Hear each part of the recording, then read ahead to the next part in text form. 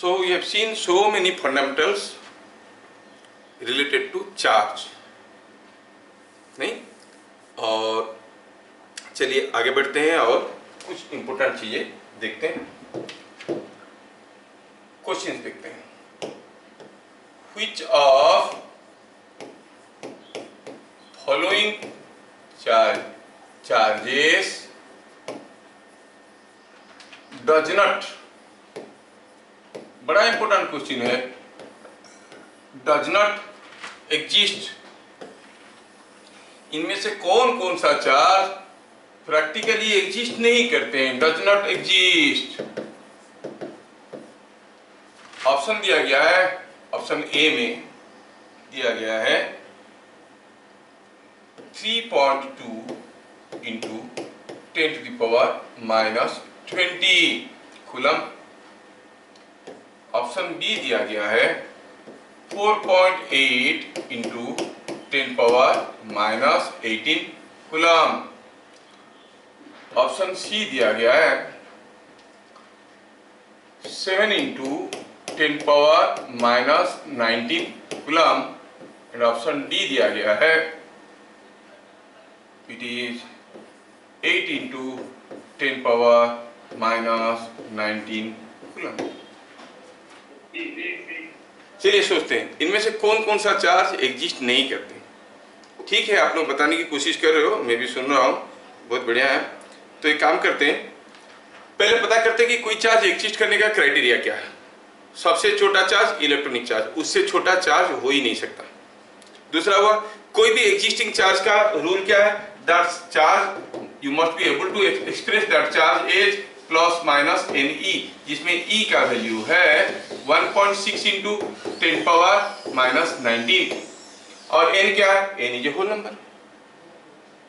तो हमें क्या करना है, देखना है कोई भी चार्ज एग्जिस्ट कर रहा है कि नहीं. जानने के लिए दो चीज देखना है कि वो चार्ज इलेक्ट्रॉनिक चार्ज से ज्यादा होना जरूरी है. नॉट ओनली दैट, अगर हम एन का वैल्यू निकालेंगे Q बाई ई करके तो it must be a whole number. ये होल नंबर होना जरूरी है. Why? Because electrons can not be subdivided. That is what we have discussed in the previous class. Fine, चलिए एक एक करके डिस्कशन करते हैं. ये चीज हमारे दिमाग में है, वी नो दिस ऑलरेडी, हमारे पास दिमाग में ये चीज है. चलिए ऑप्शन ए को चेक करते हैं. 3.2 इंटू 10⁻⁻20 क्या ये एग्जिस्ट करेगा? क्या ये इलेक्ट्रॉनिक चार्ज से छोटा है कि बड़ा है? छोटा है. So it will not exist, क्योंकि इलेक्ट्रॉनिक चार्ज होता है 10⁻19 में, 10⁻⁻19 में, ये तो 10⁻20 है, तो this will not exist. So 3.2 this does not exist, ऐसे लिखेंगे डज नॉट एग्जिस्ट. रीजन क्या है? Because Q is less then E, जो कि प्रैक्टिकली पॉसिबल नहीं है. ऑप्शन बी, क्या ऐसा चार्ज एग्जिस्ट करेगा 4.8 इंटू 10⁻⁻18? ये -18 है, मतलब इलेक्ट्रॉनिक चार्ज से तो बड़ा है. खाली बड़ा होना काफी नहीं है, और क्या चाहिए? चाहिए ये कि Q by E must be a whole number.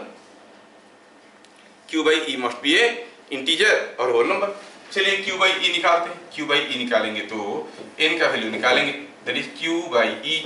Q है 4.8 into 10⁻⁻18 by E is 1.6 into 10⁻⁻19. Simplify करो तो is it coming 30? Yes, it is a whole number. So this exist, ऐसा चार्ज एग्जिस्ट करेगा.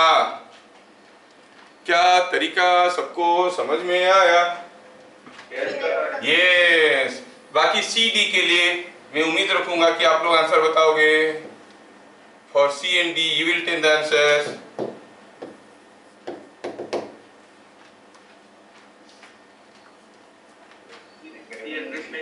सी एग्जिस्ट करेगा?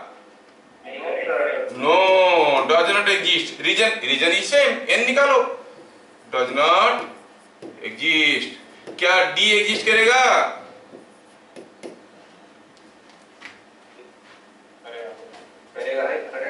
खत्म कहानी. Yes, it exist. चलिए next question. ये क्वेश्चन नंबर 1 गया. Question number 2, two similar copper balls, दो कॉपर बॉल सिमिलर है, एक जैसा है, सब कुछ एक जैसा है, वेयर गिवन चार्जेस, कितना चार्ज, माइनस 4 माइक्रोकूलम। मैं पहले भी बताया हूं कि coulomb is a very large charge, we deal charges in microcoulomb, picocoulomb, nanocoulomb, like that. Minus 4 microcoulomb and 2 microcoulomb whose weight will be more। दो ठो बॉडी को चार्ज कर दिए, माइनस 4 माइक्रोकूलम। क्यों माइनस होगा भाई? इलेक्ट्रॉन उसमें देना पड़ेगा।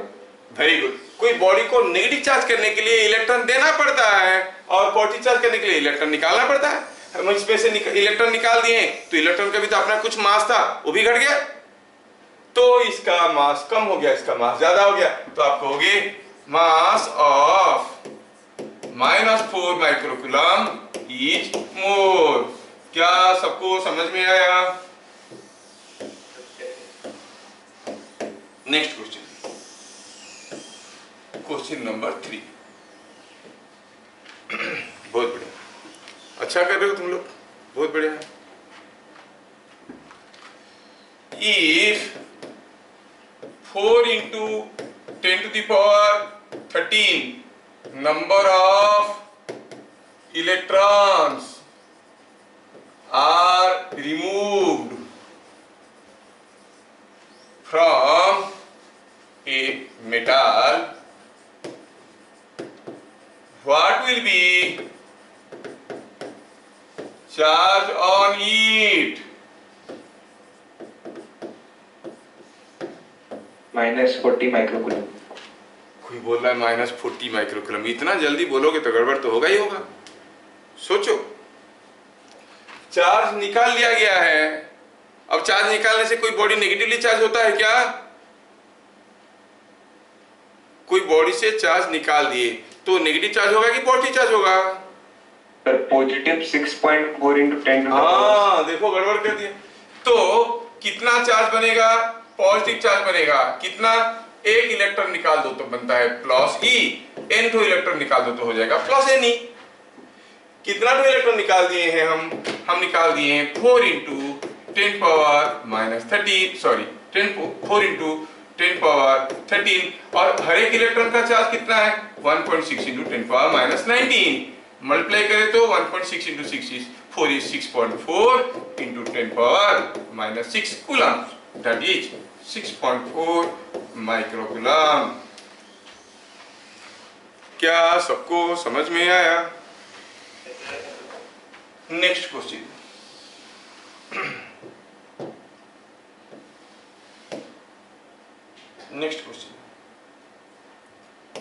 ए metal block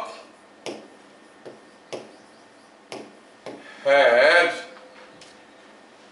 8 into 10 power -15 coulomb charge।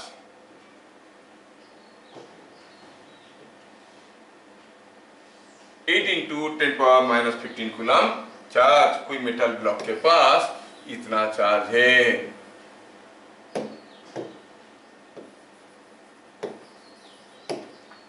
If it is connected to ground,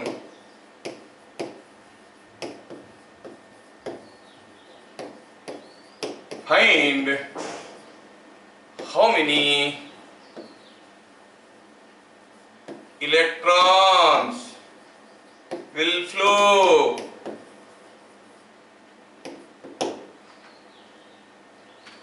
through the ground connection, through ground connection। ये समीक्षा बोल रही है, समीक्षा बोलेगी जिज्ञासा, समीक्षा अच्छा कितना इलेक्ट्रॉन फ्लो करेंगे? हम जानते हैं कि कोई एक कंडक्टिंग मेटल बॉडी को जिसमें चार्ज है, इसको अगर हम ग्राउंड के साथ जोड़ देते हैं तो ये न्यूट्रलाइज हो जाएगा। क्या चार्ज था इसमें? 8 इंटू 10 पावर माइनस 15 कूलम। जैसे हम इसको क्लोज करेंगे तो इसमें पॉजिटिव चार्ज था, ये न्यूट्रलाइज हो जाएगा। मतलब क्या, सारा पॉजिटिव चार्ज ग्राउंड में चले जाएंगे कि ग्राउंड से पॉजिटिव चार्ज आएंगे? ग्राउंड से पॉजिटिव चार्ज आएंगे, negative charge. Why? Because electrons only can move, positive charges can not move. तो इलेक्ट्रॉन्स मूव करना शुरू करेंगे, कब तक? जब तक ये न्यूट्रलाइज ना हो जाए। तो इसका मतलब ग्राउंड से कितना चार्ज आएगा? What charge will flow? आप कहोगे ग्राउंड से आएगा minus 8 into 10 power minus 15 coulomb, है कि नहीं? इतना कूलम चार्ज फ्लो करके आएगा। Let n electrons flow from ground। चलो ये मान के चलते हैं कि ग्राउंड से n इलेक्ट्रॉन फ्लो करके आते हैं।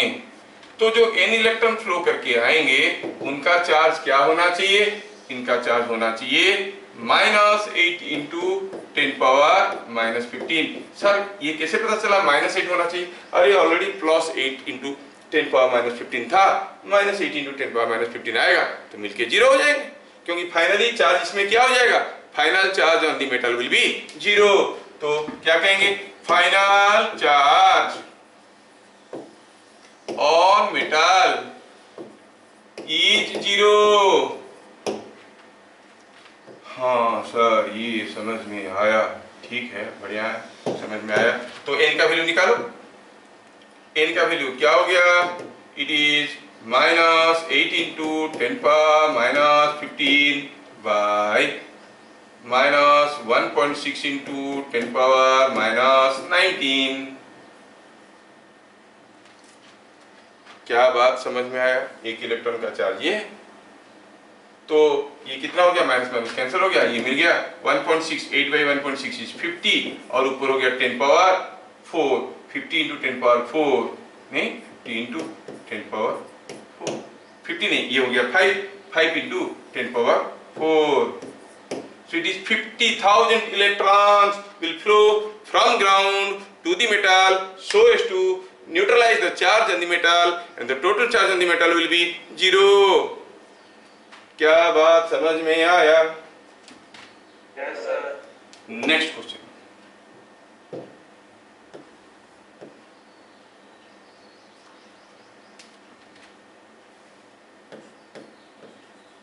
Two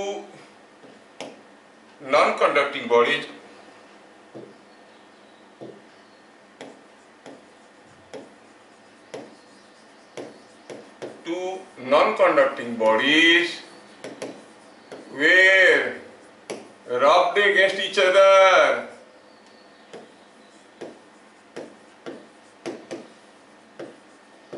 एक दूसरे के साथ घिस दिया गया। The charge on one becomes, एक के ऊपर चार्ज क्या बन गया? It is 0, it is something like 40 microcoulomb। What will be?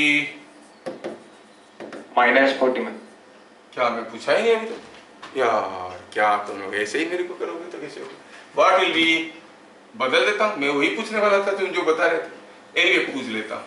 Charge on other, चलो ठीक है, कितना हो गया? आंसर बता ही चुका है, क्योंकि रॉबिंग में एक का इलेक्ट्रॉन दूसरे के पास चले जाते हैं तो ये जितना पॉजिटिव होता है दूसरा उतना ही नेगेटिव होता है। Answer will B -40 microcoulomb. चलो बढ़िया है, स्मार्ट बॉय, वेरी गुड। अगला question.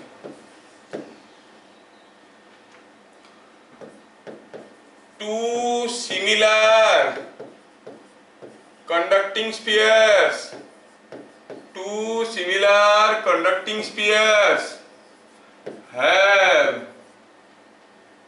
charges 4 microcoulomb and -6 microcoulomb, दो सिमिलर कंडक्टिंग स्फीयर है, एक है 4 माइक्रोकूलम एंड दूसरा है -6 microcoulomb. If they are touched to each other, if they are touched to each other, what will be final charge on first sphere? -1 microcoulomb. अरे क्या मस्त है, पक्का किसी अच्छे फिजिक्स टीचर के पास पढ़ रहे हो, इतना अच्छा सा आंसर कैसे देते हो, बढ़िया। तो आप जानते हो कि अगर दोनों सिमिलर स्फीयर है और दोनों में कुछ कुछ चार्जेस है और वो चार्जेस को हम उस चार्जेस के चलते लेके उनको अगर हम इसमें कुछ चार्ज रखा है Q1 और इसमें चार्ज रखा है Q2, जब दोनों को जोड़ देंगे तो क्या हो जाएगा, दोनों में चार्ज बराबर हो जाएगा, है ना, दोनों में चार्ज बराबर हो जाएगा। तो फाइनली इसमें जितना चार्ज होगा, क्योंकि सिमिलर स्फीयर है, इसमें Q हुआ तो इसमें भी Q हुआ, आप कहोगे बाय कंजर्वेशन ऑफ चार्ज, थोड़ा लिखना भी आना चाहिए, बाय कंजर्वेशन ऑफ चार्ज। क्या कहता है, चार्ज नहीं बना सकते आप, कुछ भी करो चार्ज नहीं बना सकते। देखो इंटरेस्टिंग चीज है, चार्ज एक चीज है जो मिलता है लेकिन आप बना नहीं सकते। आज तक हमारे पास कोई तकनीक नहीं है कि हम चार्ज बनाएं, देखो ना, ठीक है। बाय कंजर्वेशन ऑफ चार्ज आप कहोगे Q plus Q, the final charge must be equal to initial charge। तो इससे मिला Q is 4 minus 6 by 2 is equal to -1 microcoulomb. क्या बात समझ में आएगा? अगला question,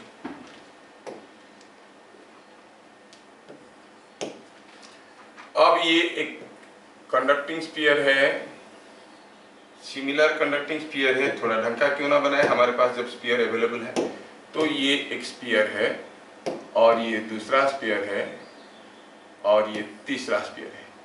3 conducting spheres are there, इसमें चार्ज है Q, इसमें चार्ज है 2Q, इसमें चार्ज है -Q, और ये चौथा सिमिलर स्फीयर है जो कि अनचार्ज है, इसमें अनचार्ज स्फीयर है। ये कैसा है, अनचार्ज, इसमें कोई चार्ज नहीं है। अब इनका नाम हुआ A, ये B, ये C, ये D।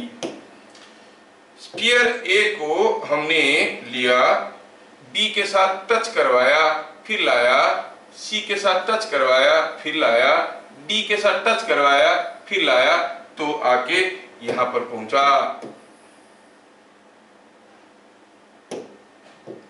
तो यहां पर इसके ऊपर फाइनल चार्ज कितना होगा ये पूछा है।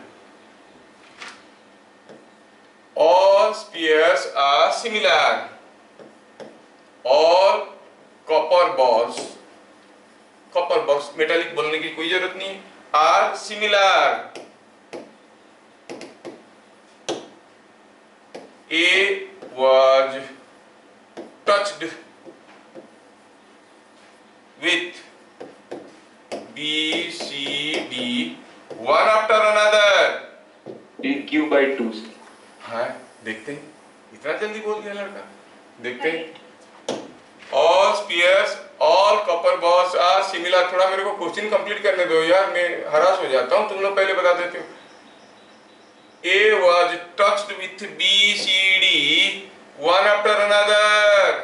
बहुत बढ़िया, I'm so happy you are all promptly answering things। लेकिन सारे बच्चे नहीं बोल रहे हैं, एक दो बच्चे बोल रहे हैं, बाकी सुन रहे हैं। A was touched with B, C, D one after another। Find q by final charge on A।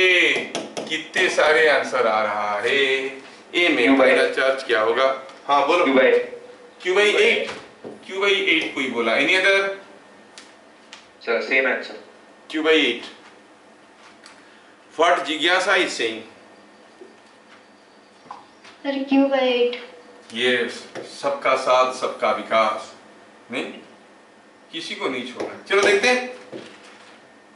सारा चीज को लिखने में थोड़ा दिक्कत होगा। आप जानते हो कि जो सिमिलर बॉल को जब हम टच करवाते हैं दोनों में बराबर चार्ज हो जाता है, अगर वो मेटल बॉल से। तो इसमें कोई चार्ज नहीं था, जीरो चार्ज था। इसके साथ टच किए, टच करने के बाद जब हम ए को यहां से उठा के यहां पर लाए, क्या बता सकते हो? ए को हम लिए, टच करके लाए, अब ए में कितना चार्ज है? टच किए तो दोनों का चार्ज मिलके बराबर हो जाएगा। इसमें जीरो था, इसमें क्यू था, तो मिलके दोनों बराबर लेंगे, मतलब ये ले लेगा आधा, ये ले लेगा आधा, लेगा कि नहीं लेगा? सो what is the charge here now? इस पोजीशन में ए के ऊपर क्या चार्ज था? Q/2। क्यू का आधा ये रखा, आधा ये रखा। फिर हमने ए को यहां से उठाया और लेके गया सी के साथ टच करवाया। सी के साथ टच करवाने के बाद फिर से हम इसको उठा के लेके आए यहां तक। जब हम इसको यहां पर लाए, कोई बता सकता है यहां पर पहुंचने के बाद क्या चार्ज है ए में? क्योंकि Q/2 प्लस 2Q मिलके क्या हो गया? Q/2 मतलब 0.5Q, 0.5Q इंटू Q मिलके हो गया 2.5Q। 2.5Q चार्ज मिलके हुआ, लेकिन दोनों इक्वली शेयर करेंगे तो उसका आधा रहेगा इसके पास, आधा इसके पास। 2.5Q/2 is 1.25Q। इसका मतलब अभी इसमें चार्ज है 1.25Q। पहले इसको लिखते हैं थोड़ा ढंग से जगह बना के। ये हो गया 0.5Q और ये हो गया 1.25Q। 1.25Q को हम -Q के साथ जोड़े, 1.25Q -Q हो गया only 0.25Q। 0.25Q is Q/4। दोनों का मिलके हो गया Q/4। आधा ये रखेगा, आधा ये रखेगा, तो इसके पास कितना वापस आ जाएगा? Q/8। तो जो लोग बनाए थे वो लोग सही बताए, Q/4 की आधा, Q/8 है ना? बढ़िया, ठीक, ये भी आप लोग समझ गए। Next, two conducting balls having charges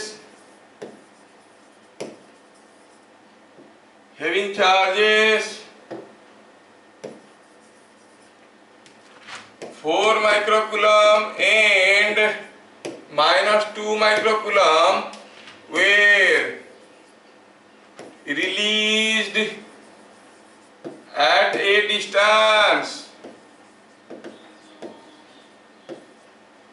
d from each other.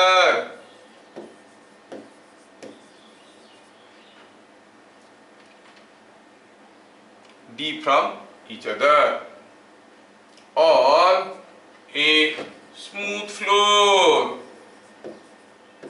Floor के ऊपर छोड़ दिया गया। थोड़ा सा डिफिकल्ट क्वेश्चन दे दिया। The final distance between them, final distance between them is, choice दे रहा हूं, 0 d/2 d इनफाइनाइट। क्या तो हो गया? 0 से इनफिनिटी तो कुछ भी दे दिए। दो सिमिलर नहीं बोला है, दो कंडक्टिंग बॉल है, दोनों में चार्ज था 4 माइक्रोकूलम -2 माइक्रोकूलम। अब दोनों को किसी एक स्मूथ सरफेस के ऊपर छोड़ दिया गया। ये एक स्मूथ सरफेस है, इसमें पॉजिटिव चार्ज है और दूसरे में नेगेटिव चार्ज है। सेम साइज या है या नहीं है कुछ नहीं बोला गया, दिया गया है कि इसमें 4 माइक्रोकूलम चार्ज है, पॉजिटिव चार्ज है, ये नेगेटिव चार्ज है -2 माइक्रोकूलम। शुरू में दोनों के बीच में डिस्टेंस d था, फाइनली दोनों के बीच में डिस्टेंस क्या होगा? ये स्मूथ फ्लोर है, they can slide on the floor. Sir infinite, एक आंसर आ रहा है इनफाइनाइट। बाकी लोग क्या बोल रहे हैं? Sir D. थोड़ा बहुत तो आप जानते होंगे कि like charges repel and unlike charges attract, वो आइडिया को ले रहा हूँ। ये दोनों एक दूसरे को अट्रैक्ट करेंगे कि रिपेल करेंगे? अट्रैक्ट करेंगे। अब बताओ क्या होगा?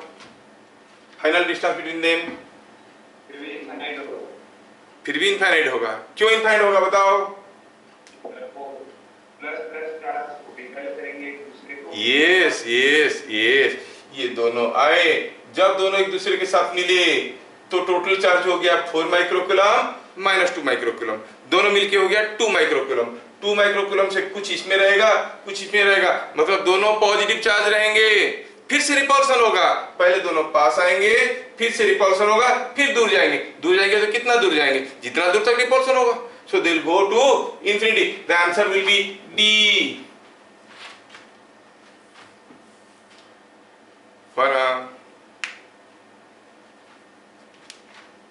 And the last question,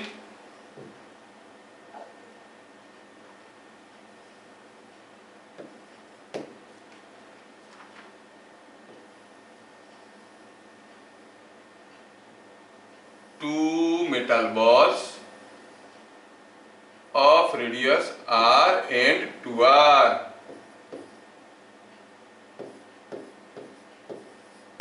Two metal balls of radius r and 2r are in contact. The two metal balls were in contact if Q charge is given to the combination, what will be final charge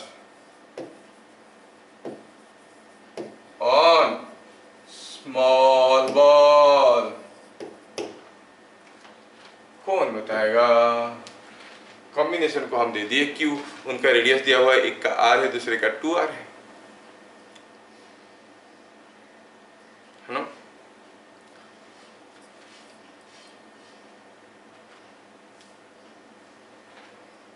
Q/5 एकदम सही बताया है, very good, thank you समीक्षा। अब इसमें देखिए finally इसमें कुछ चार्ज होगा Q, फाइनली छोटे वाले के पास चार्ज है Q और बड़े वाले के पास मान लो Q1 ये Q2 है, क्योंकि they are of different size, so the charges will be also different. दोनों अलग अलग हो गए हैं तो दोनों में अभी चार्जेस अलग अलग है। तो रिलेशंस क्या है? एक तो हुआ कि Q1/r² is equal to Q2/2r का स्क्वायर, मतलब Q2 इज 4Q1।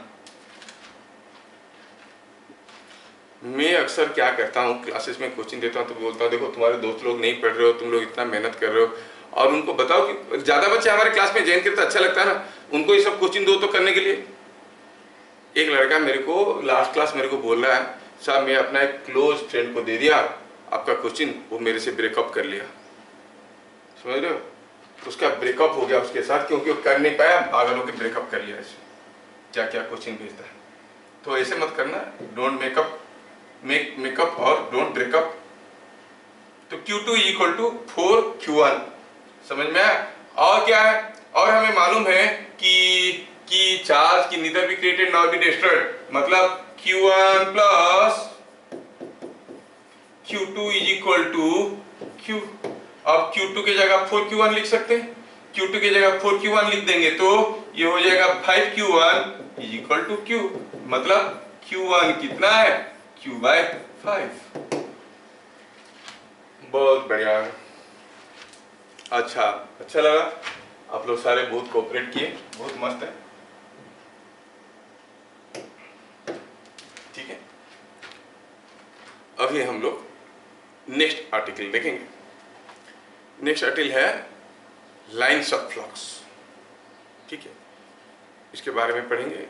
स्कूल में, बोर्ड में, एग्जाम में आता है, right properties of lines of flux, what you mean by lines of flux. ठीक है ना, थोड़ा समझने की कोशिश करते हैं। क्या टॉपिक का नाम, लाइन्स ऑफ फ्लक्स। इसको ऐसा भी बोलते हैं लाइन्स ऑफ फोर्स, और भी कोई कहते हैं फील्ड लाइन्स, लेकिन सबसे ज्यादा अप्रोप्रिएट हुआ ये वाला lines of force. Why it is called lines of force? मैं अभी आपको समझाता हूं। And what is that lines of force? Lines of force, ठीक है। तो चाहे लाइन्स ऑफ फ्लक्स कहो, लाइन्स ऑफ फोर्स कहो, फील्ड लाइन्स कहो, बराबर चीज है, ठीक है। क्या है, किसी एक जगह इलेक्ट्रिक फील्ड एग्जिस्ट कर रहा है, हम कैसे पता करेंगे? जैसे कोई पूछा कि किसी एक जगह मैग्नेटिक फील्ड है, ग्रेविटेशनल फील्ड है, कैसे पता करोगे? Suppose you keep a mass somewhere and you see that mass is experiencing a weight और एक्सपीरियंसिंग ए फोर्स, तो आप कहोगे हाँ यहाँ पर ग्रेविटेशनल फील्ड है, इसलिए मास खींचा जा रहा है। If you keep a magnet somewhere and the magnet experiences a force, you say yes there is a magnetic field. Similarly, अगर किसी जोन में हम एक चार्ज लेके जाएंगे और पता चला वो चार्ज के ऊपर फोर्स आने लगा, वो ग्रेविटेशनल फोर्स तो हो नहीं सकता, मैग्नेटिक फोर्स भी हो नहीं सकता, पक्का it is A electric force, तो हम कहेंगे वहां पर एक इलेक्ट्रिक फील्ड एग्जिस्ट करता है। So by definition, what is electric field? Electric field is the zone in which a charge experiences a force. Clear? कितना सिंपल सा चीज है। जिस रीजियन में, the region in which a charge experiences a force is called an electric field. ये एक area है जहाँ पर चार्जेस के ऊपर फोर्स आते हैं। There is a field of electrostatic effects. अब जब किसी चार्ज के ऊपर फोर्स आएगा तो वो फोर्स तगड़ा फोर्स हो सकता है, वीक फोर्स हो सकता है। अगर बहुत स्ट्रॉन्ग फोर्स आया तो हम कहेंगे स्ट्रॉन्ग इलेक्ट्रिक फील्ड और intensity of the field is high. Weak force आया तो वीक इलेक्ट्रिक फील्ड और intensity of the force is low, low intensity electric field और high intensity electric field. It all depends upon how much force is coming, but now we are not coming to the magnitude of intensity, we are talking about the force experienced by the charge. अब कोई charge रखा है, इसके ऊपर कोई force आया, electric field में रखेंगे तो इसके ऊपर फोर्स आएगा और जिधर को फोर्स आएगा उधर को जाएगा। नाउ सपोज यहां पर ढेर सारे चार्जेस रखे हुए थे and they are all producing electric field, तो यहां पर कोई भी दूसरा चार्ज रखो उसके ऊपर फोर्स आएगा, तो हम कहेंगे ये जोन में इलेक्ट्रिक फील्ड है। तो जब ये चार्ज को मैं यहां पर रखा तो पता चला कि जो फोर्स आ रहा है इसके लिए कोई रिपल्सिव फोर्स आएगा, थोड़ा सा आपको डायग्रामेटिकली दिखाते हैं। इसके लिए फोर्स इधर को आएगा क्योंकि रिपेल करेगा, इसके लिए फोर्स इधर को आएगा क्योंकि रिपेल करेगा, ये नेगेटिव चार्ज इसको अट्रैक्ट करेगा, ऐसे करके तीनों के चलते एक रिजल्टेंट फोर्स बनेगा एंड द रिजल्टेंट फोर्स के चलते हो सकता है कि चार्ज कुछ इधर जाएगा। ये बन गया नेट फोर्स का डायरेक्शन। तो ये जो नेट फोर्स का डायरेक्शन बन गया मेरे भाई, तो आप कहोगे यहाँ पर चार्ज को छोड़ोगे तो ये इधर जाने की कोशिश करेगा। सिमिलरली अगर ये चार्ज को मैं यहाँ पर छोड़ता हूं तो हो सकता है कि इधर जाने की कोशिश करेगा, यहाँ पर छोड़ता हूं तो ये इधर जाने की कोशिश करेगा। तो अलग अलग पोजीशन पे ये चार्ज अलग अलग डायरेक्शन में फोर्स पाएगा। और जब भी हम किसी एक फोर्स वेक्टर की बात करते हैं, हम लोग पहले भी बचपन में पढ़े हैं क्लास 11 में, when you represent it by an arrow mark, vector है, the length represents magnitude, arrowhead indicates the direction and the line along which it is acting is called line of action. ये हो गया line of action of the, it is line of action of the force. The force is acting along this line. This is the line of force. समझ में आया ना? तो अगर आपको पूछा गया कि ये जो फोर्स है इसका लाइन ऑफ फोर्स कैसा है, ऐसा है, ये फोर्स का लाइन ऑफ फोर्स ऐसा है, ये फोर्स का लाइन ऑफ फोर्स ऐसा है, तो ऐसे ही बहुत सारे क्लोज पॉइंट में अगर लाइन ऑफ फोर्स निकालेंगे तो जोड़ेंगे, लगेगा कि एक कंटिन्यूअस डायग्राम जैसे ऐसे बन रहा है। ये जो बन गया this is called line of force. तो अगर हम यहाँ पे चार्ज रख के ले रहे हैं, एक लाइन ऑफ फोर्स मिल रहा है, यहाँ पर रख के लेंगे हो सकता है कुछ दूसरा लाइन ऑफ फोर्स मिलेगा, यहाँ पर रखेंगे हो सकता है कुछ तीसरा लाइन ऑफ फोर्स मिलेगा। These things all together are called lines of force or lines of flux or field lines. क्या बात समझ में आया? तो डिफाइन करने की कोशिश करेंगे तो कैसे कहेंगे? कोई चार्ज किसी एक इलेक्ट्रिक फील्ड में कोई चार्ज को छोड़ दो, वो जिस रास्ते में मूव करेगा, यहाँ पर छोड़ देंगे तो इधर जाएगा और इधर जाएगा और इधर जाने के बाद फिर इधर जाएगा, फिर इधर जाएगा, फिर इधर जाएगा, ऐसे जाएगा। तो कोई एक चार्ज को छोड़ दो किसी एक इलेक्ट्रिक फील्ड में, वो जिस जिस रास्ते में जा सकता है, they are all called lines of force और लाइंस ऑफ फ्लक्स। समझ में आया? So what is lines of flux? It is the path followed by a charge released in an electric field, but definition is not appropriate and adequate. जो आपको समझ में आया वो सही है, लेकिन इसमें और भी रिफाइनमेंट की जरूरत है। क्या रिफाइनमेंट बताऊंगा? कोई एक चार्ज को किसी इलेक्ट्रिक फील्ड में छोड़ दो, वो जिस रास्ते में जाएगा that depends one line of flux और वन लाइन ऑफ फोर्स। ऐसे अलग अलग पोजीशन पे छोड़ोगे, अलग अलग रास्ते में जाएगा। All those paths are called lines of flux और लाइंस ऑफ फोर्स। समझ में आया? अब सोचो कि सपोज हम कहेंगे कि you are sitting on the sea beach, समुद्र किनारे आप बैठे हो। Now on the sea beach there is sand, you know. मान लो कि कोई सैंड के ऊपर आप ऐसा ऐसा करके कोई एक थ्रेड डाल दियो। A thread is lying on the sand. Okay. Now you take a very small piece of paper. Very small piece of paper को जब आप यहाँ पे जोड़ दोगे, मान लो अटैच कर दी, अब ये थ्रेड को यहाँ से खींचना शुरू करो। ध्यान से देखो मैं क्या मीन कर रहा हूँ। इसको जब मैं यहाँ से खींचना शुरू करूंगा तो आप देखोगे जो पीस ऑफ पेपर है वो इसी रास्ते में आएगा आएगा आएगा आएगा आएगा करके निकलेगा। ऑब्वियस है, क्योंकि स्मॉल पीस ऑफ पेपर है, it will pulled along the thread. क्योंकि पेपर को ये थ्रेड इधर को खींच रहा है, यहाँ पर आने के बाद इधर को खींच रहा है, यहाँ पर आने के बाद इधर को खींच रहा है, जिधर खींच रहा है पेपर उधर जा रहा है।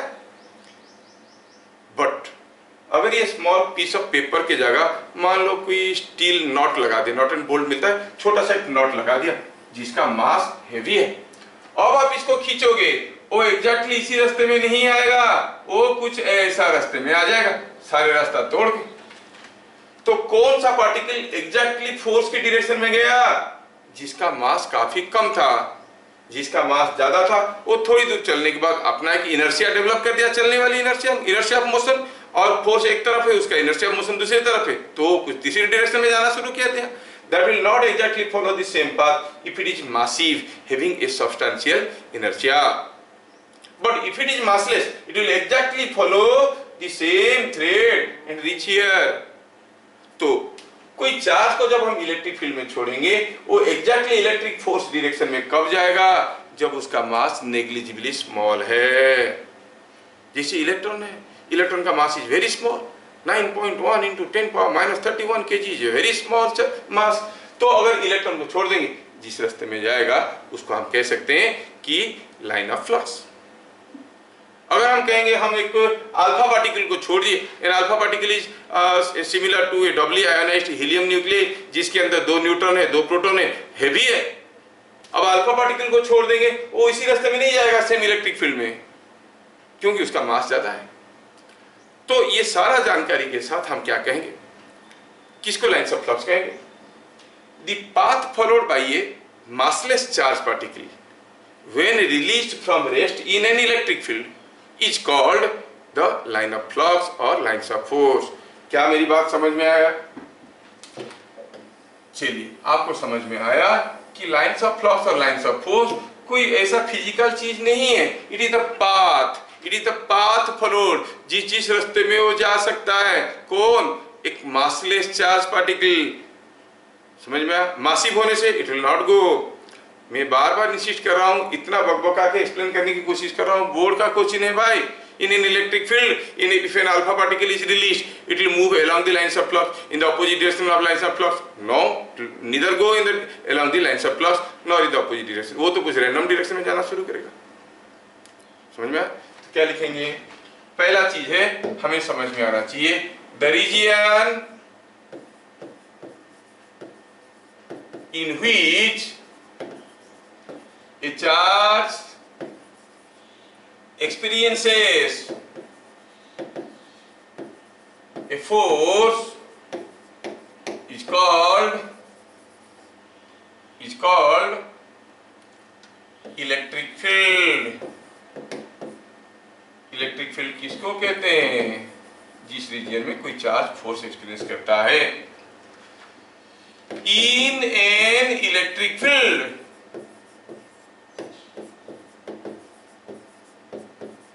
the path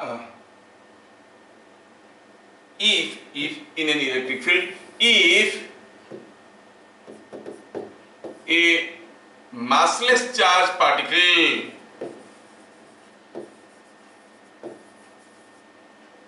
massless charge हो सकता है क्या? मास तो होगा ही होगा, मतलब mass must be negligibly small. A massless charge particle is released, then the path followed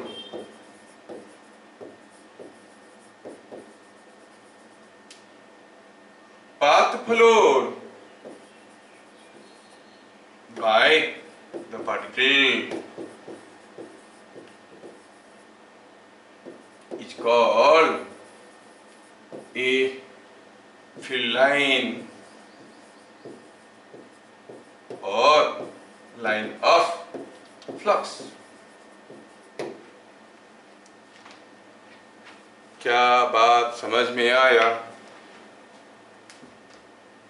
line of flux क्या है समझ में आया?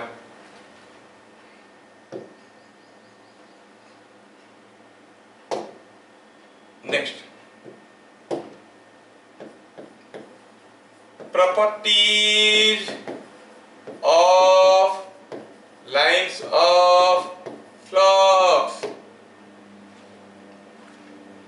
तो जिस रास्ते से एक मासलेस चार्ज पार्टिकल मूव कर सकता है वो सबको लाइन्स ऑफ फ्लक्स कहते हैं, एक रास्ता को लाइन ऑफ फ्लक्स। बढ़िया बढ़िया। बाद में हम इसको क्वांटाइज भी करेंगे, कितना ठो रास्ता होता है, मतलब एक हाइपोथेटिकल क्वांटाइजेशन है, that is by Gauss law, हम लोग देखेंगे बाद में। फिलहाल आप जान लिए कि लाइन्स ऑफ फ्लक्स किसको कहते हैं। अच्छा देखो, ये जो इलेक्ट्रोस्टैटिक्स से कूलम्ब्स लॉ वगैरह ये काफी नया है, 16वीं सेंचुरी के आसपास चीजें निकले। 1850 के आसपास magnetic effect of current was discovered, और अभी इलेक्ट्रॉनिक्स तो देखो 19वीं सेंचुरी में हुआ, मतलब वो सब रिसेंट डेवलपमेंट है। लेकिन जो करंट नेटवर्क का डेवलपमेंट है, battery and passage of A current, ये काफी पुराना, बहुत पुराना है। हमारा तो स्क्रिप्चर में एक अगस्त्य संहिता करके एक बुक है, अगस्त्य संहिता, अगस्त्य ऋषि ने लिखे थे, उसमें लिखा है how to make a battery. Take a earthen pot, take some lime water, put some charcoal, ऐसे करके कॉपर सॉल्ट, ऐसे करके करके वो फाइनली 1.32 वोल्ट का बैटरी बनाए थे। तब चरक सुश्रुत वगैरह थे, वो लोग न्यूरो सर्जरी करते थे पोटेंशियल अप्लाई करके, पोटेंशियल डिफरेंस अप्लाई करके। मतलब करंट का कंसेप्ट काफी पुराना है। और करंट में आप लोग जानते होंगे, माइनर क्लास में भी पढ़े होंगे, when there is a flow of current the electrons are flowing through the conducting wire, and जिस डायरेक्शन में इलेक्ट्रॉन्स जाते हैं उनके ऑपोजिट डायरेक्शन में क्या जाता है, lines of flux. I mean इनके ऑपोजिट डायरेक्शन में क्या जाता है, करंट फ्लो करता है। अगर किसी एक वायर में, ये एक वायर है और इस वायर में करंट ऐसे फ्लो कर रहा है, मतलब electrons are flowing in the opposite direction. हम लोग अभी तक ये चैप्टर पढ़े नहीं है, पढ़ेंगे, करंट नेटवर्क चैप्टर पढ़ेंगे। इलेक्ट्रॉन जिधर को फ्लो करते हैं करंट का डायरेक्शन उसका उल्टा होता है। सेम असम्पशन लिया गया। सोचो कि यहाँ पे कोई एक पॉजिटिव चार्ज है, एक नेगेटिव चार्ज है। Electron is a massless particle, अगर मैं इसको यहाँ पे छोड़ दिया वो किधर जाएगा, ये नेगेटिव चार्ज है तो ये इसको अट्रैक्ट करेगा, ये इसको रिपेल करेगा, तो ये इलेक्ट्रॉन ऐसे चलने लगेगा। This will be the path. In this electric field produced by these charges plus q and minus q, the electron is subjected to move in this direction। तो उसी चीज को, करंट का डेफिनेशन को ही एनालॉगस मानते हुए, स्टैंडर्ड मानते हुए फ्लक्स का एक डायरेक्शन दिया गया। लाइन्स ऑफ फ्लक्स किस डायरेक्शन में है, ना इलेक्ट्रॉन इधर जाता है तो लाइन्स ऑफ फ्लक्स ऐसे लिया जाता है। ये कन्वेंशन है। डोंट थिंक कि flux is a vector quantity because it is having direction. रास्ता है भाई। जैसे कोई पूछेगा ये रास्ता किधर जाता है, ये रास्ता तुम्हारा वो जाता है भुवनेश्वर की तरफ, रास्ता जाता है क्या, रास्ता नहीं जाता है, इधर जाओगे तो भुवनेश्वर है। रास्ता का कोई डायरेक्शन है क्या, नहीं है। फ्लक्स का कोई डायरेक्शन नहीं है। Flux is a scalar quantity, बाद में पढ़ेंगे हम लोग उसको। तो एक कन्वेंशन लिया गया कि इलेक्ट्रॉन को छोड़ने से ऐसे जाता है, तो चलो सोचते हैं कि पॉजिटिव चार्ज किधर जाएगा, इधर जाएगा, तो पॉजिटिव चार्ज इधर जाएगा, पॉजिटिव चार्ज इधर जाता है, वो डायरेक्शन ऑफ करंट होता था। यहाँ पर फ्लक्स को करंट के साथ एनालॉगस माना गया और कहा गया कि लाइन्स ऑफ फ्लक्स यहाँ से निकलेंगे इधर जाएंगे। क्यों, जस्ट ए कन्वेंशन, वो यहाँ से निकल के इधर जाएंगे क्योंकि इलेक्ट्रॉन ऐसे आता है तो फ्लक्स ऐसे जाता है, ऐसे मानेंगे। सर फ्लक्स जाता है, फ्लक्स यहाँ से यहाँ जाता है तो फ्लक्स का तो डायरेक्शन वो वेक्टर हो गया। अभी अभी बोला ना, कोई आपको पूछेगा रास्ता किधर जाता है तो आपको वो भुवनेश्वर जाता है, ओ ईस्ट की तरफ जाता है, तो रास्ता हो गया वेक्टर क्वांटिटी। हो सकता है क्या, नहीं। Road is not a vector quantity, वो तो बोलने करने की तरीका है। तो पहला असम्पशन क्या है, पहला प्रॉपर्टी क्या है, लाइन्स ऑफ फ्लक्स कहां से निकलते हैं? Emanate. Emanate means come out, means come out from A positive charge and terminate मतलब खत्म होते हैं एट ए नेगेटिव चार्ज। पॉजिटिव चार्ज से निकलते हैं, नेगेटिव चार्ज पे खत्म होते हैं। एक जगह से शुरू होते हैं, दूसरी जगह पे खत्म होते हैं। क्यों? वो तो बता दिया हमें। कोई चार्ज पार्टिकल को छोड़ेंगे, कोई चार्ज पार्टिकल को छोड़ेंगे, ये पॉजिटिव चार्ज, ये नेगेटिव चार्ज है। इलेक्ट्रॉन को छोड़ेंगे, नेगेटिव चार्ज है, तो ये धक्का देगा, ये अट्रैक्ट करेगा, इलेक्ट्रॉन ऐसे आ जाएगा, यहाँ से आके ऐसे गया, मतलब हम कहेंगे फ्लक्स ऐसे जा रहा है, यहाँ से शुरू होके इधर जा रहा है, यहाँ से शुरू हुआ यहाँ पे खत्म हुआ। तो फिर तो फ्लक्स ऐसे जा रहा है, फिर तो वेक्टर होना चाहिए। अरे नहीं, जो रास्ता राउरकेला से शुरू होकर भुवनेश्वर पे खत्म हो रहा है, वो भुवनेश्वर पे शुरू होकर राउरकेला पे भी खत्म होता है। उसका कोई डायरेक्शन है नहीं, इट्स स्केलर क्वांटिटी, रास्ता है, it is the path followed. ठीक है, मैं बार बार कुछ चीजों को रिपीट कर रहा हूं बताते वक्त, क्योंकि रेगुलर क्वेश्चन है आपके बोर्ड में। Flux is a dash vector quantity scalar quantity, तो दिमाग में बैठ जाना चाहिए कि flux is a scalar quantity, इसका कोई डायरेक्शन है नहीं, रास्ता है जिस रास्ते में कोई चार्ज जाता है। तो पहला चीज क्या हुआ? Lines of flux emanate from A positive charge and terminate in A negative charge. Positive charge से निकल के नेगेटिव चार्ज पे खत्म होते हैं, मतलब जहां से एक जगह से शुरू हुए दूसरी जगह खत्म हुए। कोई चीज यहां से शुरू किया और यहां खत्म हो गया, तो हम कहेंगे क्या ये क्लोज लूप हुआ? क्या नहीं हुआ। So they never form close loop, ये कभी क्लोज लूप नहीं करते हैं। Why I give importance to this statement, क्योंकि आगे चल के हम लोग मैग्नेटिक लाइंस ऑफ फ्लक्स पढ़ने वाले हैं, जिसमें पढ़ेंगे they always form close loop differences. तो आई हाईलाइट कि दे नेवर फॉर्म क्लोज लूप, एक जगह से शुरू होते दूसरी जगह खत्म हो जाते हैं। ठीक है, तो सेम पॉइंट में we can add they never form close loop, कभी क्लोज लूप नहीं करते हैं। ठीक है, थोड़ा फिगर में देखते हैं, कोशिश करो। ये जो फिगर है, मान लो कि यहाँ पर एक पॉजिटिव चार्ज है। इस पॉजिटिव चार्ज के लिए हमें लाइंस ऑफ फ्लक्स ड्रॉ करना है, क्योंकि इस पॉजिटिव चार्ज के लिए इसके चारों तरफ एक इलेक्ट्रिक फील्ड बन रहा है। यहाँ पर कहीं भी दूसरा चार्ज रखोगे उसके ऊपर फोर्स आएगा, तो इलेक्ट्रिक फील्ड है। इलेक्ट्रिक फील्ड है तो आपको फील्ड लाइंस ड्रॉ करना है। क्या हुआ? They start from positive charge go towards negative charge, लेकिन यहाँ पर तो नेगेटिव चार्ज है नहीं, फिर किधर जाएंगे वो? लेकिन हम पहले भी जानते हैं कि entire universe is neutral, it is made up of atoms, each atom by its own by default it is neutral. पूरा यूनिवर्स एटम से बना है, तो पूरा यूनिवर्स न्यूट्रल है।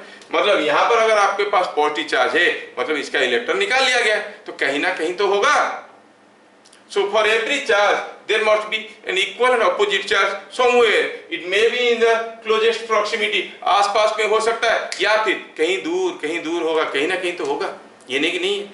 तो क्या होगा? in that case you will see the lines of flux will be going like this. ये क्वेश्चन आपकी बोर्ड में इतने बार आता है, ये फिगर ड्रॉ करने के लिए, draw the lines of flux associated with A point charge, positive point charge. तो ये कुछ ऐसा हो गया, आपको ऐसे दिखाना है। कोई पॉजिटिव पॉइंट चार्ज के साथ लाइंस ऑफ फ्लक्स कुछ ऐसे होंगे। ठीक है, अगर ये कोई एक नेगेटिव लाइन चार्ज होता, तो नेगेटिव पॉइंट चार्ज होता, तो चलो सोचते हैं, सपोज हम कहेंगे नेगेटिव पॉइंट चार्ज है। पॉइंट चार्ज मतलब charge is very small in size but negative. तो क्या होगा? कहीं दूर से लाइंस ऑफ फ्लक्स आएंगे और इसमें आके खत्म होने की कोशिश करेंगे। The lines of flux will come towards it and terminate here. ये क्वेश्चन 25 बार आ चुका होगा लास्ट 25 साल में। Draw the lines of flux associated with a point charge, positive point charge, negative point charge. अगर हम कहेंगे कि दोनों चार्ज है, तो जैसे हम कहेंगे एक डाइपोल है, draw the lines of flux associated with a dipole. ये पॉजिटिव चार्ज है, उसमें क्या होता है कि एक पॉजिटिव चार्ज नेगेटिव चार्ज होता है। जितना पॉजिटिव चार्ज होता है उतना ही नेगेटिव चार्ज होता है। डाइपोल में पढ़ेंगे हम लोग डाइपोल के बारे में। अगर एक pair of equal and opposite charges, सोच लो ये pair of equal and opposite charges, ये दोनों के चलते जो लाइन्स ऑफ फ्लक्स होंगे कैसे होंगे, कैसे होंगे? जो यहाँ से निकलेगा ऐसे जाएगा आके इधर खत्म होगा, जो यहाँ से निकलेगा ऐसे आएगा आके इधर खत्म होगा, जो ऐसे जाएगा आके ऐसे खत्म होगा, ऐसे आएगा आके ऐसे खत्म होगा, इधर से जाएगा तो ऐसे जाएगा. So you see these are the lines of flux associated with a pair of equal and opposite point charges. क्या बातें समझ में आया? ये 3 फिगर बार बार आता है, CHSE वाले तो रट लो. अब गिनती नहीं करना है कि कितना निकालना है, यहां से 4-5 ऐसे दिखा देना, ठीक है? पहला प्रॉपर्टी देख दिए, lines of flux emanate from A positive charge and terminate in A negative charge. दूसरा,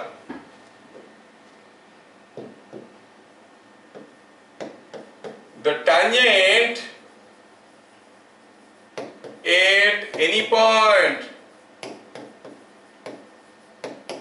to a line of flux gives the direction of electric field intensity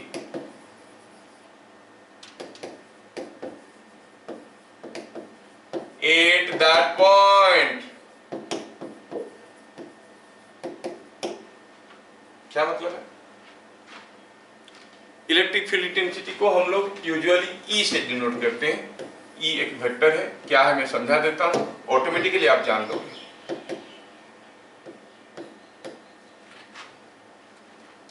अगर हम कहेंगे कि यहां पर कोई एक पॉजिटिव चार्ज है, यहां पर कोई एक नेगेटिव चार्ज है और कोई लाइन्स ऑफ फ्लक्स ऐसे जा रहा है, मतलब यहां पर कोई एक मासलेस चार्ज पार्टिकल को छोड़ेंगे तो इधर को भागेगा, मतलब उसके ऊपर फोर्स इधर को आ रहा है. हम इलेक्ट्रिक फील्ड के बारे में क्या बोले? The point, the region in which a charge experiences a force is called an electric field. If this is a stronger force, strong force, हम कहेंगे high intensity electric field, weak force low intensity electric field, है कि नहीं? मतलब जो force का direction is giving you the direction of intensity. तो कोई अगर पूछेगा P पॉइंट में what is the direction of electric field, just draw a tangent and show कि at point P the electric field is in this direction. The tangent to the lines of flux gives you the direction of electric field. यहां पर ऐसा है तो यहां पर कैसा होगा? यहां पर भी ऐसे ही होगा. यहां पर इलेक्ट्रिक फील्ड ऐसा है, यहां पर इलेक्ट्रिक फील्ड ऐसा है, अलग अलग जगह पे अलग अलग इलेक्ट्रिक फील्ड हो रहा है. यहां पे इलेक्ट्रिक फील्ड कुछ ऐसा होगा. क्या मेरी बात समझ में आ रहा है? The tangent to the lines of flux is the direction of electric field. चलिए तीसरा पॉइंट ध्यान रहे, ये 2 मार्क वाला क्वेश्चन में आता है. What you mean by electric lines of flux? Write 3 or 4 properties of lines of flux. ठीक है. नंबर 3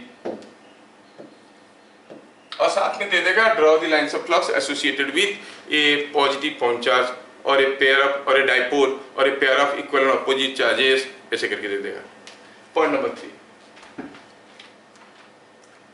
दे नेवर, दे मतलब कौन? Lines of flux never intersect each other, कभी एक दूसरे को कट नहीं करते हैं भैया. They never intersect each other. ऐसा नहीं हो सकता कि यहाँ पे कोई एक पॉजिटिव चार्ज है, यहाँ पे कोई एक नेगेटिव चार्ज है, एक लाइन्स ऑफ फ्लक्स ऐसे आया, दूसरा लाइन्स ऑफ फ्लक्स ऐसे गया, ऐसा नहीं हो सकता. They are cutting each other here. That is not possible.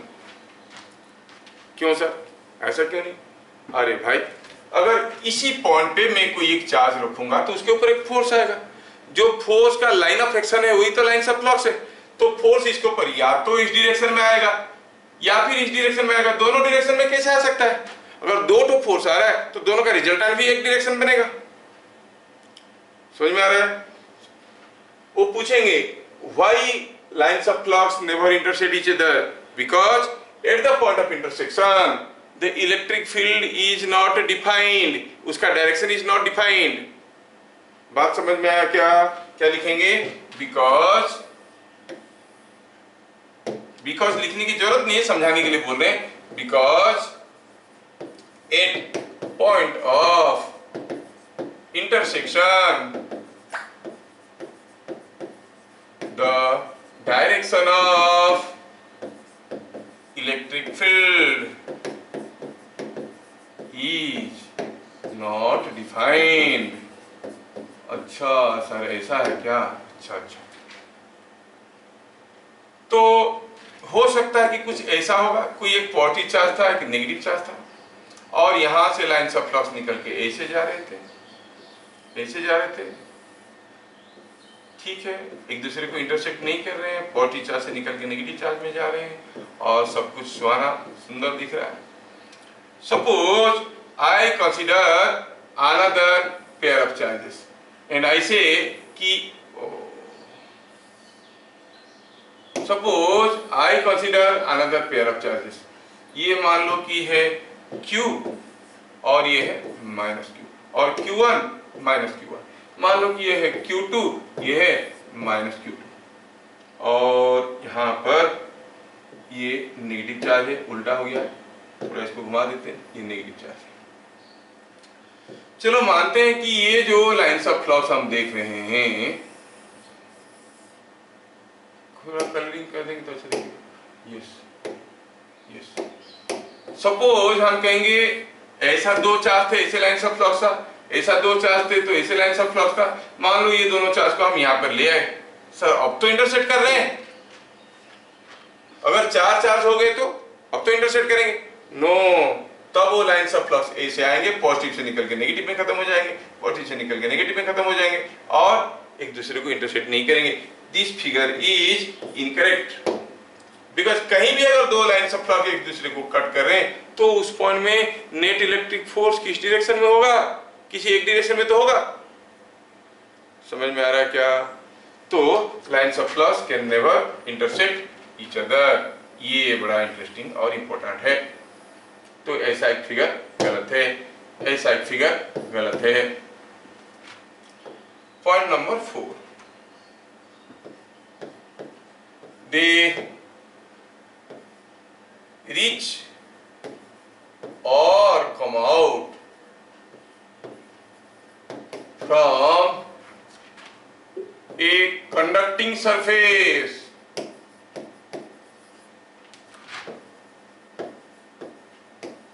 in a direction perpendicular to the surface. Perpendicular to the surface means normal to the surface. कोई एक चार्ज कंडक्टर है, उसकी सरफेस से फ्लक्स निकलेगा, कैसे निकलेगा? Normal to the surface. जैसे जैसे मान लो कि हम कहेंगे कोई ऐसा शेप का कोई मेटल कंडक्टर है जिसमें पॉजिटिव चार्ज है, तो फ्लक्स निकलेगा, क्योंकि फ्लक्स तो हर जगह। यहां से जो फ्लक्स निकलने वाला है वो इस सरफेस को नॉर्मल होके निकलेगा, यहां से जो निकलेगा वो ये सरफेस को नॉर्मल होगा, यहां से जो निकलेगा वो ऐसे होगा, यहां से जो निकलेगा वो ऐसा होगा। The flux will be normal to the surface. जहां से फ्लक्स निकलेगा that will be always normal to the surface. समझ में आ रहा है क्या? ये फिगर सही है। सपोज हम कहेंगे ऐसा शेप का कोई कंडक्टर है और पता चला इसमें भी पॉजिटिव चार्ज है, पता चला यहाँ से फ्लक्स ऐसे जा रहा है, यहाँ से फ्लक्स कुछ ऐसे जा रहा है, तो ये फिगर करेक्ट नहीं है, ऐसा नहीं हो सकता। जहां से भी फ्लक्स निकलेगा that will be normal to the surface provided for conductors. अगर ये कंडक्टिंग बॉडी है तो चार्ज्ड कंडक्टर के लिए, अगर नॉन कंडक्टिंग है कोई इंसुलेटर है तो फर्क नहीं पड़ता, कैसे भी निकल सकता है। कंडक्टिंग बॉडी है तो ये ऐसे निकलेंगे। सर क्यों ऐसे निकलेंगे? अब इसका क्यों बताने के लिए आपको अगले क्लास तक वेट करना पड़ेगा, till we understand what is electric field intensity. Electric field intensity क्या है and how a conductor behaves in an electric field, वो सब पढ़ाएंगे। आप इसको दबा के रखो कि हाँ सर बोल दिए, मान लेते हैं, बोल रहे हैं तो गलत तो नहीं बोल रहे होंगे सर है भाई, तो ठीक है, जब होगा तब उसको प्रूफ करेंगे, ठीक है। Last but not the list is a line of flux cannot enter into a conductor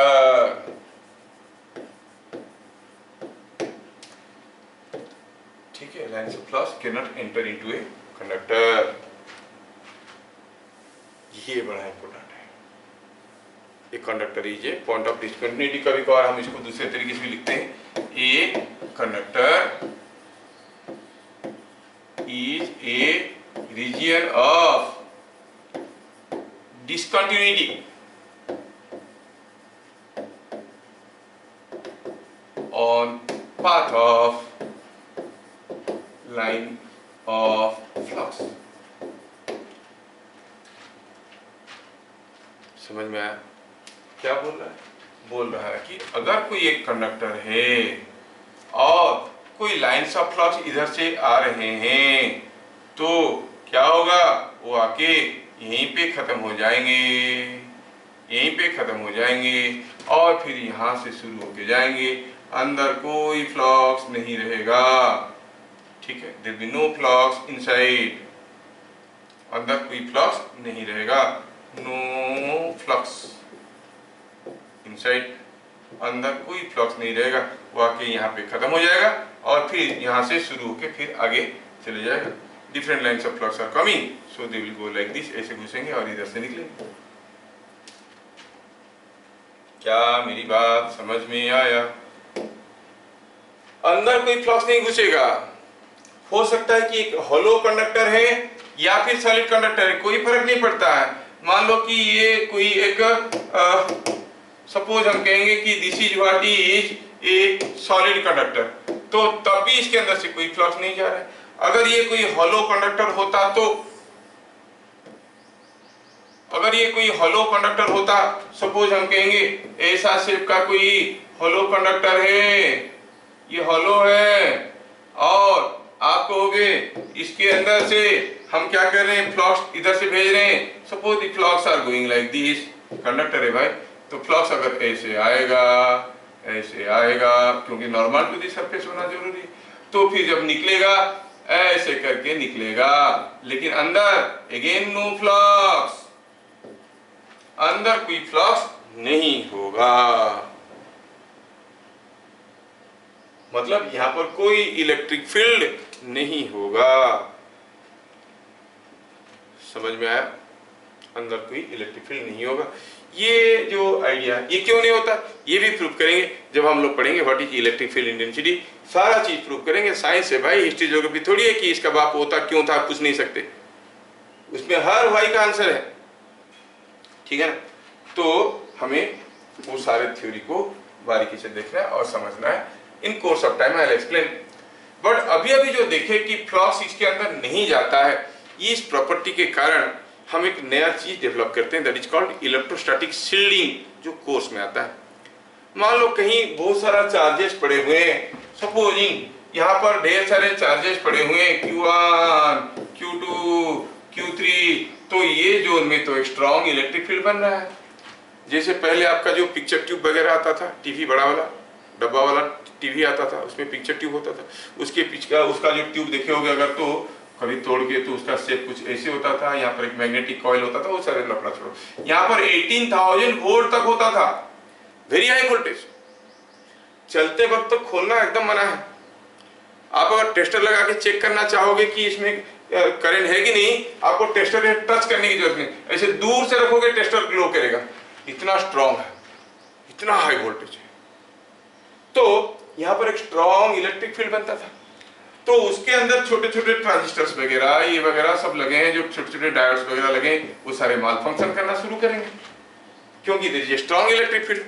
हम चाहते हैं कि हमारा कोई एक छोटा सा कंपोनेंट है और ये इस इलेक्ट्रिक फील्ड में अफेक्ट ना हो जाए, तो हम क्या करेंगे, मान लो कि ये है वो component, this component is not to be affected by the electric field, तो आप क्या करोगे, उसके चारों तरफ एक कोई कंडक्टिंग मेटल कवरिंग दे दो, कोई कंडक्टिंग मेटल कवरिंग दे दोगे तो इसके चलते जो फील्ड लाइंस आएंगे खत्म है, इसको कोई अफेक्ट नहीं कर रहा है। Are you getting? This technique of protecting a body in a strong electric field is called electrostatic shielding. Shield समझते हो ना, जब लड़ाई करते थे ढाल यूज करते थे ना लोग, ऐसे पकड़ के आप मारोगे, दूसरा मारोगे, इसको दिखा दोगे, धूम करके मारेगा इसके ऊपर, शील्ड कहते थे। कुछ लोग पहनते थे यहाँ पर कुछ लोहे का, मारा अभी तो कोई मरेगा नहीं, शील्ड पहन लिया, तो that is what to protect. तो ये क्वेश्चन भी बोर्ड में आता है, व्हाट इज इलेक्ट्रोस्टैटिक शील्डिंग। तो लाइंस ऑफ फ्लक्स पढ़ते वक्त हम लोग इसको याद करते हैं, what is electrostatic shielding. Shield से बना है शील्डिंग, क्या है, as field lines cannot enter into a conductor, therefore to protect any component from electric field,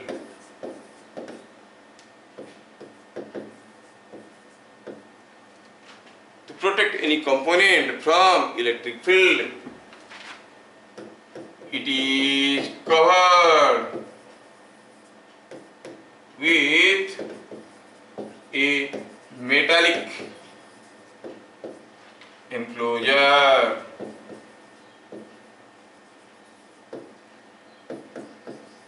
This is called electrostatic shielding. क्या बात समझ में आया? इलेक्ट्रोस्टैटिक शील्डिंग किसको कहते हैं, इसको कहते हैं। आपको समझ में आया, बढ़िया से समझ में आया। तो अभी अगर कोई पूछेगा right the properties of lines of flux, तो हमने 5 प्रॉपर्टी देखे। क्या क्या प्रॉपर्टी देखे? They emanate from a positive charge, terminate in a negative charge. The tangent at any point gives the direction of electric field. They never intersect each other because otherwise at the point of intersection the direction of electric field will not be justified. They reach or come out from conducting surfaces in a direction normal to the surface or perpendicular to the surface. They cannot enter into a conducting surface. तो point number 4 और 5 क्यों है, उसका क्यों मैं नहीं बताया हूँ, उसको बताऊंगा आगे चल के। आप लोग ध्यान रखना, देखते हैं कितने लोग पूछते हैं। जब मैं पढ़ाऊंगा आपको exposure of conductor to an external electric field, तब बताऊंगा, शायद वो आज से 3 क्लास के बाद होगा। और यहाँ पर एक नया चीज निकल के आया, इलेक्ट्रोस्टैटिक शील्डिंग किसको कहते हैं, क्योंकि लाइन्स ऑफ फ्लक्स कंडक्टर के अंदर घुसते नहीं है, तो कोई भी चीज को अगर इलेक्ट्रिक फील्ड से बचाना है उसके चारों तरफ कवर कर लो बाय ए मेटालिक एनक्लोजर। ठीक है, तो इतने सारा चीज पढ़ने के बाद मैं आपको 2-3 क्वेश्चन पूछने वाला हूं। ठीक है, 2-3 क्वेश्चन पूछने वाला हूं। Suppose here is A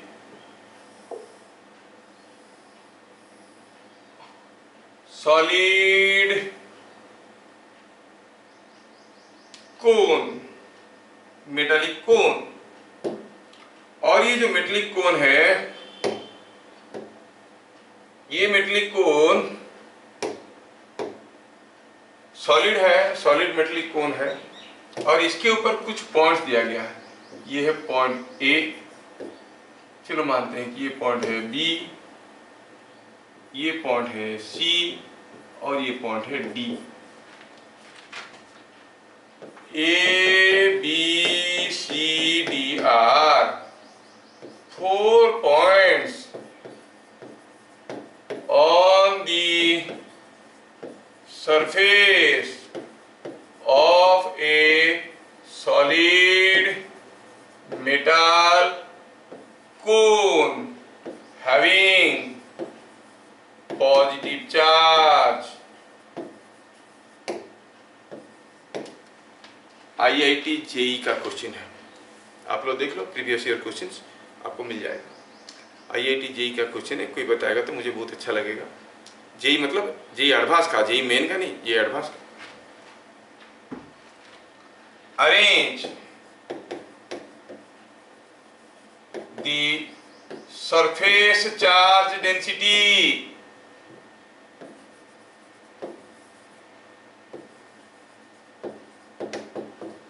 at these points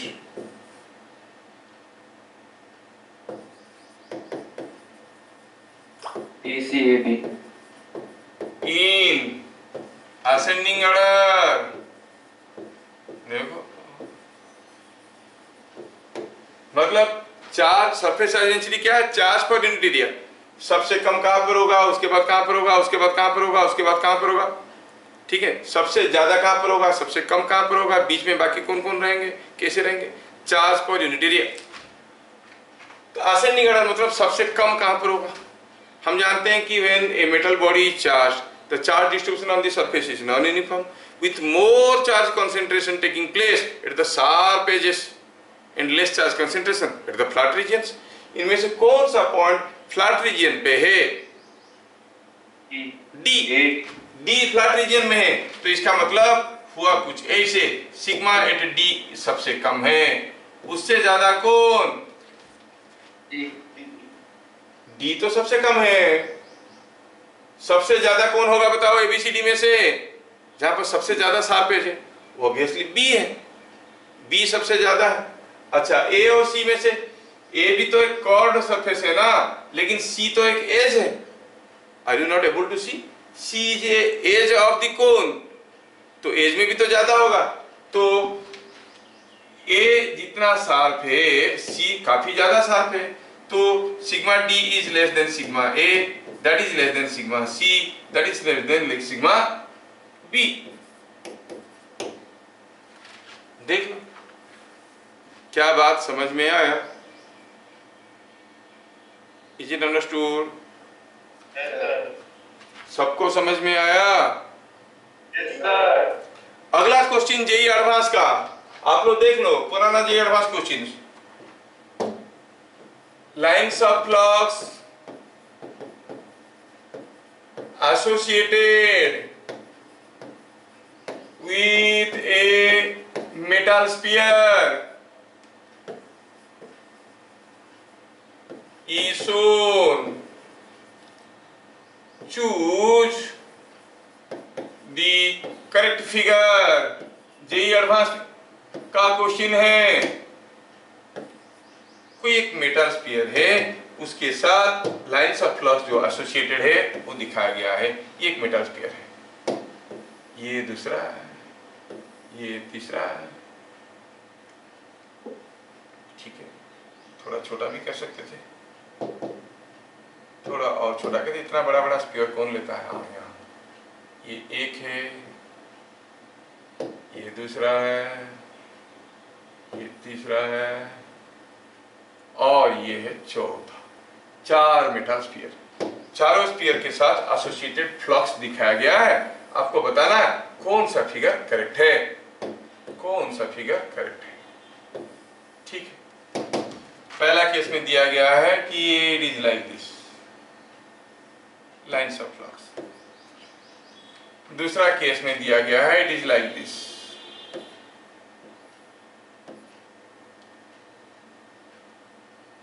तीसरा केस में दिया गया है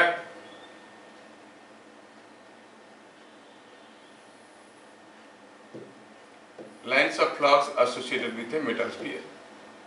चौथा केस में दिया गया है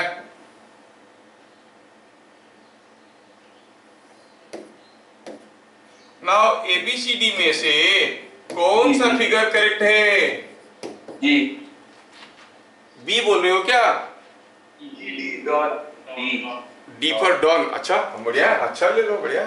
डी फॉर डॉन, क्योंकि मेटल स्फीयर के साथ लाइन्स ऑफ फ्लक्स अंदर तो नहीं घुस सकता और सरफेस में नॉर्मल होगा। इसमें क्या गड़बड़ी था, क्या ये नॉर्मल टू दी सरफेस नहीं है?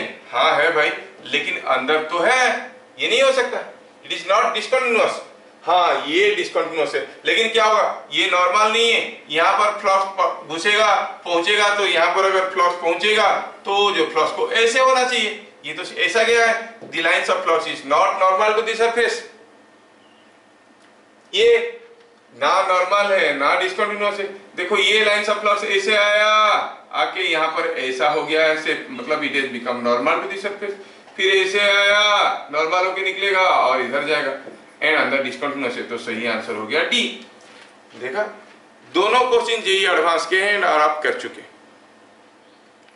क्या मेरी बात समझ में आया? So we have seen so many things related to lines of flux and charge. Next हमें पढ़ना है about coulombic force. उसको दो पार्ट में पढ़ेंगे। पहले पढ़ेंगे उसका मैग्नीट्यूड जो आप जानते हो, दूसरा है पढ़ेंगे उसके बाद हम लोग वेक्टर फॉर्म में कूलम्ब लॉ कैसे करते हैं। ठीक है, क्या आपको वेक्टर की सारे फंडामेंटल अभी याद है जो पढ़ाए थे हम? यूनिट वेक्टर कैसे निकालते हैं, पोजीशन वेक्टर कैसे निकालते हैं, addition vector, subtraction vector, triangle law याद है? हाँ बढ़िया। तो ये सब चीजों के बारे में हम लोग देखेंगे। आज की क्लास को हम लोग यहाँ पे खत्म करेंगे। बहुत अच्छा लगा आज की क्लास करके, और आप लोग इसको बढ़िया से पढ़ो, नोट बनाओ, करो। आप लोग मेरे YouTube चैनल को शेयर तो किए होगे। I will not supply the video, जैसे सर बोले हैं, but then if you are interested you can ask him. ठीक है, आप सर को बोल सकते हो तो मैं वीडियो दे दूंगा देखने के लिए। फिर मिलेंगे अगले क्लास, तब तक के लिए जय हिंद।